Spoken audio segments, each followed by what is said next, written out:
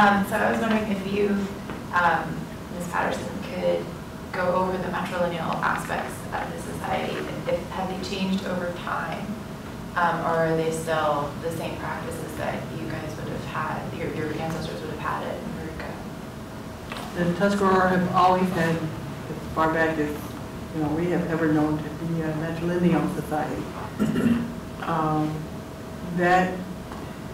That encompasses the child follows the mother's clan.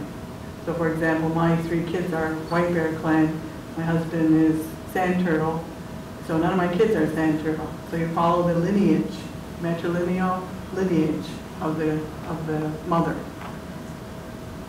There are some nations that have switched, some are patrilineal, they follow the father's side. I think the Mohawks do that, some sections of Mohawks do that.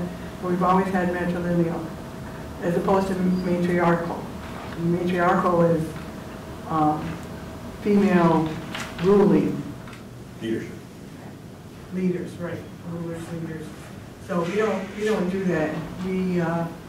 Our chiefs are chiefs. Well, the chiefs and the clan mothers are the governing body. The chiefs make decisions, and the decisions are to watch for the people's best, the best interests of the people.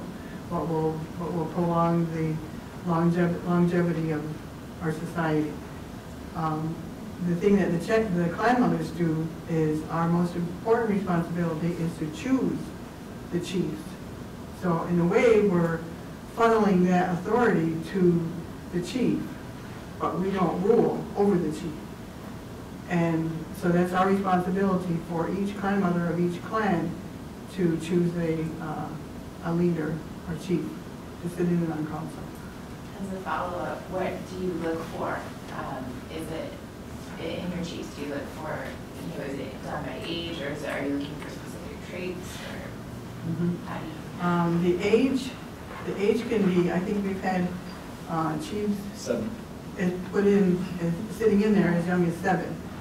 But because maybe there was nobody that was appropriate for that seating. But we watch the boys as they grow up and see how they're being nurtured at home, and what kind of leadership qualities they may have, what kind of decision-making abilities they might have, and we say how thick their skin is, because in order to be a chief, you need to have what we say seven spans of thickness of skin. It's a tongue twister. to withstand the barbs of criticism and abuse. Right. It's true, because it's not an easy job. You have to deal with your clan, you have to deal with the council, you have to deal with the grand council. So you're constantly being either ridiculed or there's been a lot of controversies over decisions made. So you really need to be someone that can withstand all of that and still think with a clear mind, and also to put things in behind you that have happened, so you're not resentful or holding grudges or anything. So we watch for that in the young men as they start growing up. I have one more follow-up question for you, sorry.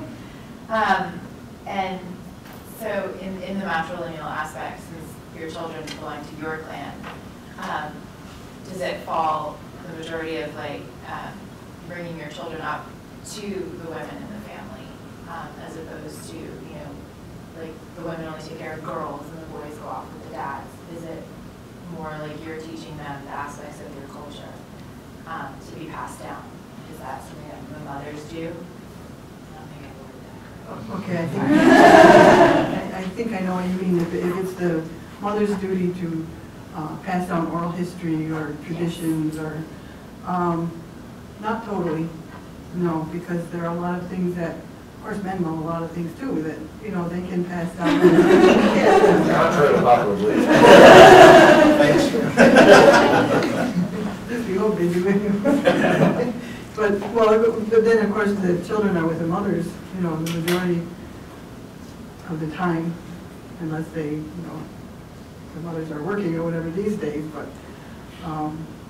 So it is our responsibility to make sure that they're, growing up respectfully and in the right way. But there's a lot of things that both parents teach.